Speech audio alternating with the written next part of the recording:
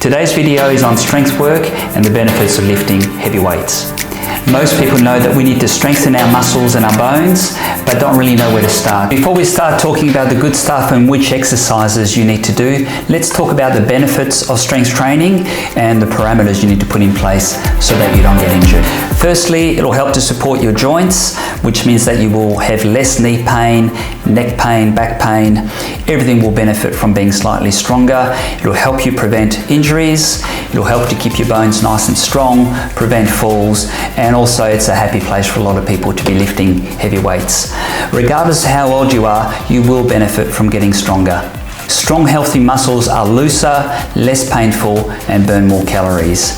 What that means is that you're more likely to feel like your muscles are nice and loose and healthy if you strengthen them as opposed to stretching, foam rolling, dry needling. All of these things serve a purpose, have their place, but really strength work is where you're going to get most of your benefits. The key principles with strength training is that you need a sufficient amount of load so that your body adapts to the stress and gets stronger. So just sticking to body weight exercises, often you reach a plateau and you stop improving. So we really want to go heavy so that we get the benefits. Strength is our goal. We're not about bodybuilding, so we're going to keep the reps fairly low, reps of 6 and 8. We want to try and do it 2 to 3 times a week. Twice a week is fantastic. You want to make sure you've got enough protein in your diet that your muscles can actually develop and respond to the exercise. And as always, consistency is the key. It's not blowing it out of the park and getting injured. It's just about showing up 2 to 3 times a week and just putting in your effort in order to get maximum benefits from your workouts. The safe exercises that I'm going to mention at the end of this video means that you don't require much of a base fitness and you don't require a lot of technique or a huge amount of experience in order to get the benefits out of there. It's all about starting in the beginning and then building on that. All right. We're not going to build any cardio into this program. It's purely about strength. It's not about getting fitter aerobically. It's about developing good strength to your muscles, your joints and your bones. As always, if any exercise feels uncomfortable or you simply don't like doing it, just stop doing it. We can always find another way. Your rate of perceived exertion is a very simple but a very modern way to rate how hard it feels to do a particular exercise. Now, whenever you're starting a new program or a new exercise, I would generally encourage you to put in a 5 or a 6 or maybe even a 7 effort out of 10 when you begin an exercise, and then see how you pull up the next day. If you feel good, fantastic. If you don't, you know you need to change the exercise or back off. Little by little, as you get stronger, then you can start to put in an 8 effort out of 10.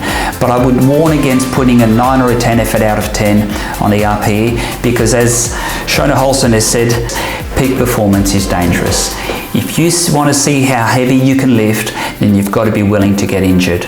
And that straight away upsets our first principle of consistency, because if you're injured, you can't keep training. So we're trying to aim for an 8 effort out of 10 and we leave it at that and stay consistent. So the program guidelines are pretty straightforward. We're going to train 2 to 3 times a week. We're going to do low reps 5 to 8 and 2 to 3 sets. We're going to allow a good recovery so that we're always feels fresh, so we have good technique of 2 to 3 minutes. We try and avoid having an RPE greater than 8 out of 10. We keep our warm-up brief, as we want to spend our energy lifting weights, not warming up. And we're going to try and include every body part so that we don't miss out on anything. With a loading schedule such as the one here, we can gradually reduce the reps every week as we increase the weights. That way we keep our RPE to no more than 8 out of 10, and week upon week we gradually start to get a bit stronger. These are a list of 6 lower body exercises that you can choose from. The split squat, then you can start in the Smith machine and then gradually get into the squat rack.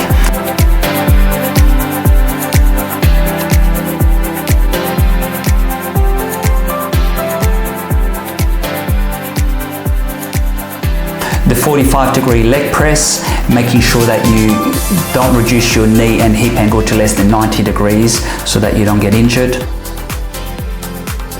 The rack pull, again start the weight at just below knee level.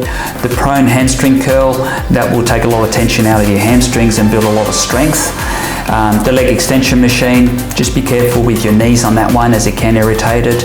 And the calf raises as the calf muscle group is very important to balance. It's also the first muscle group to atrophy or get smaller as we age, and unfortunately get weaker as well. So whether you're a runner or you just want to stay fit, strengthening your calves is almost going to be a pretty good investment. This is a list of upper body exercises that are going to be quite beneficial.